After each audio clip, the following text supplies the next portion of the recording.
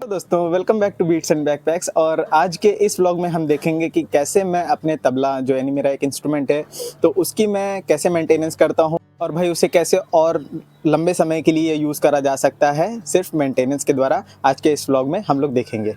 तो चलो सबसे पहले अपने तबले को निकालते हैं और अपना आसन लगाते हैं और करते हैं तबले की ट्यूनिंग शुरू।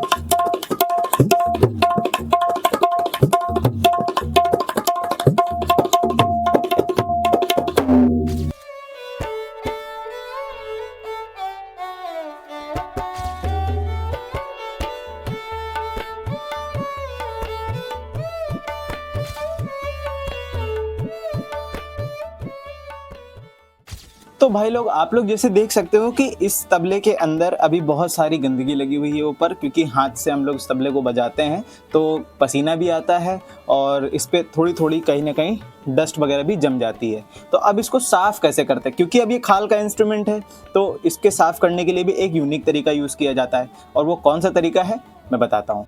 सबसे पहले तो मैं तुम लोगों को ये दिखाता हूँ कि जब खाल के ऊपर खूब सारी डस्ट या गंदगी जम जाती है तो उसका साउंड कैसा अजीब सा हो जाता है। अब जैसे कि मैं इसको ऐसे बजाऊंगा, ये मैं जानता हूँ कि ये भी बेसुरा साउंड कर रहा है। इसको हर तरफ से मिलाना पड़ता है तबले को।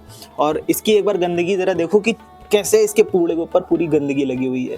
ये देख रहे हो, ये सब चीज़ें होती हैं और इसकी ही सफाई होगी। मतलब ये जो घेरा आप देख रहे होगे इतना, ये इसकी सफाई होती है और उसके बाद में इसका साउंड थोड़ा सा खुल जाता है। चलो इसको साफ़ करते हैं। और इसके लिए ज़रूरत क्या है, सबसे पहले हमें लेना है एक गिलास पानी या फिर आप किसी मतलब ऐसे मग के अंदर आप पानी ले सकते हो। इसको पानी को लेना है और एक कपड़े को लेना है। आपको सूती कपड़ा रहेगा बेटर रहेगा, अदरवाइज़ कोई भी कपड़ा यूज़ किया जा सकता है इसकी सफाई के लिए। तो पहले हम इस बड़े वाले को साफ़ करेंगे, इसको कर दे साइड में।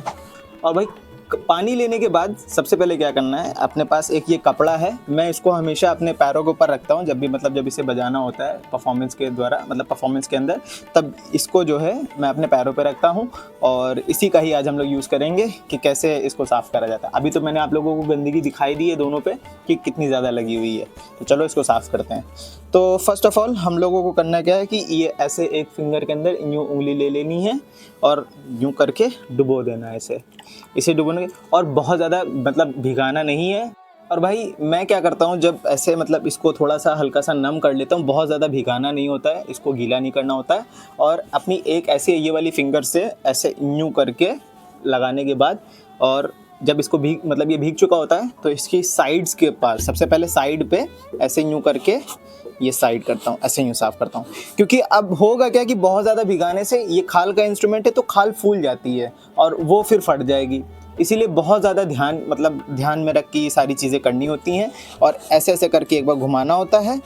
अब देखो कैसे यहाँ पे गंदगी हट रही है, जबकि मैं स्याही पे नहीं कर रहा हूँ, स्याही पे करूँगा तो पूरा काला हो जाएगा।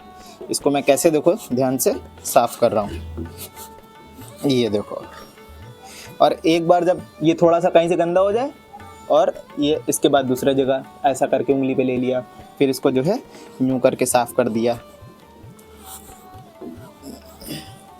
और बहुत ज़्यादा हार्डली पुश नहीं करना है। अगर हार्ड पुश करेंगे, बहुत ज़्यादा दबाएंगे तो खाल अंदर धंस जाएगी। इसका भी खास तौर पे ध्यान रखना है। तो चलो भाई, अब मैं फटाफट से इसको साफ़ कर लेता हूँ, फिर आपको इसको बिफोर एंड आफ्टर रिजल्ट दिखाता हूँ।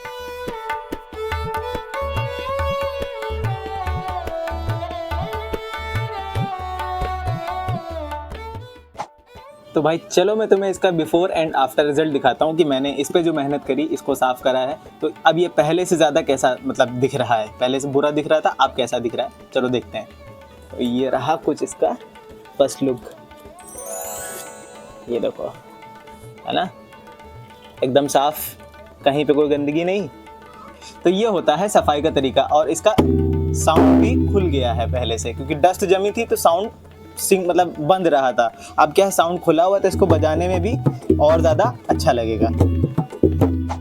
तो भाई अपना पहला डग्गा जिसे बोलते हैं वो तो साफ़ हो गया है। अब आती है चाटी की बारी। अब चाटी को कैसे साफ़ करते हैं वो भी देख लो, क्योंकि चाटी छोटी होती है तो जल्दी साफ़ हो जाती है।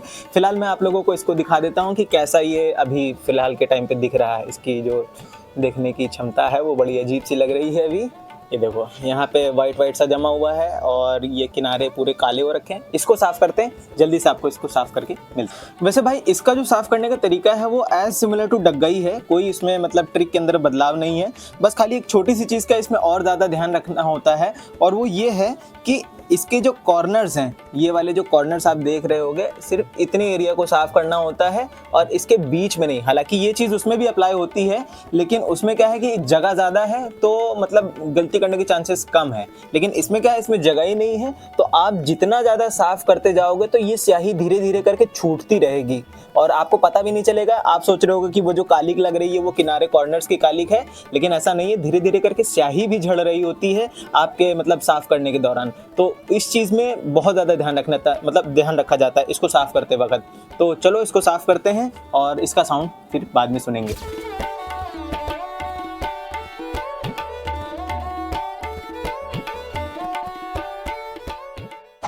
तो भाई अब ये वाला भी साफ़ हो चुका है और इसका जो बिफोर एंड आफ्टर रिजल्ट है, चलो हम लोग जल्दी से देखते हैं और मैं आपको करीब से दिखाता हूँ कि ये कैसा पहले से ज़्यादा दिखने में लग रहा है।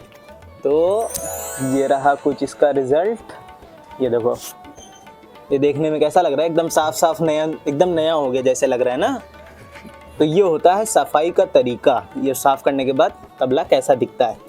और इसका साउंड भी पहले से ज़्यादा खुला हुआ साउंड कर रहा है। और अब चलो दोनों को एक बजा के देखते हैं कि दोनों का साउंड कैसा आ रहा है। चल अच्छा भाई, मैं आप लोगों को एक छोटी सी टिप बताऊंगा कि जैसे बहुत सारे लोगों के हाथ में बजाते समय बहुत पसीना आता है, तो कोशिश करना कि जितना ज़्यादा कम पाउडर आप यूज़ कर सको उतना ज़्यादा तबले पे जो गंदगी है वो कम चिपकेगी, क्योंकि मोस्टली जो गंदगी चिपकती है वो पाउडर से चिपकती है। तो चलो इसके ऊपर पाउडर डालते हैं और बहुत हल्का सा पाउडर डालने के बाद इसका एक साउंड सेटअप लेते हैं। तो ये कुछ ऐसा है।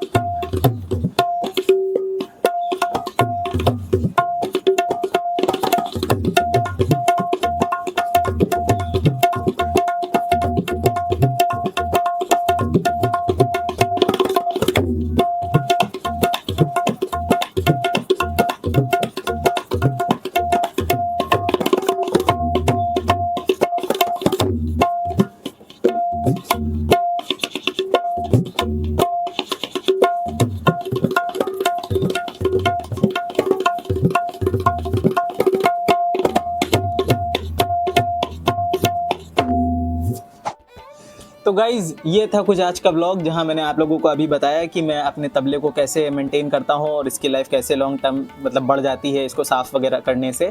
तो ये सारी चीज़ें होती हैं और कुछ बातें और होती हैं तबले को मतलब ध्यान में रखने वाली। जब भी आप बजाओ, आपको जो भी हैमर होता है वो कभी भी ऐसा किनारे पे बहुत ज़्यादा हार्ड हिट नहीं करना होता है। बहुत स्ट्रॉन्ग हिट करोगे तो तबले का पूड़ा डिसबैलेंस हो जाता है। मतलब ये जो पूड़ा आप देख रहे हो ये ऊपर नीचे हो जाएगा और आपका तबला फिर कभी जल्दी ट्यून ही नहीं होगा। तो इसको ऐसे कंसिडर कर सकते हो कि वो एक तरीके से फट जाएगा, फिर से आपको नया पूड़ा बनवाना पड़ेगा, मतलब इसको मड़वाना पड़ेगा।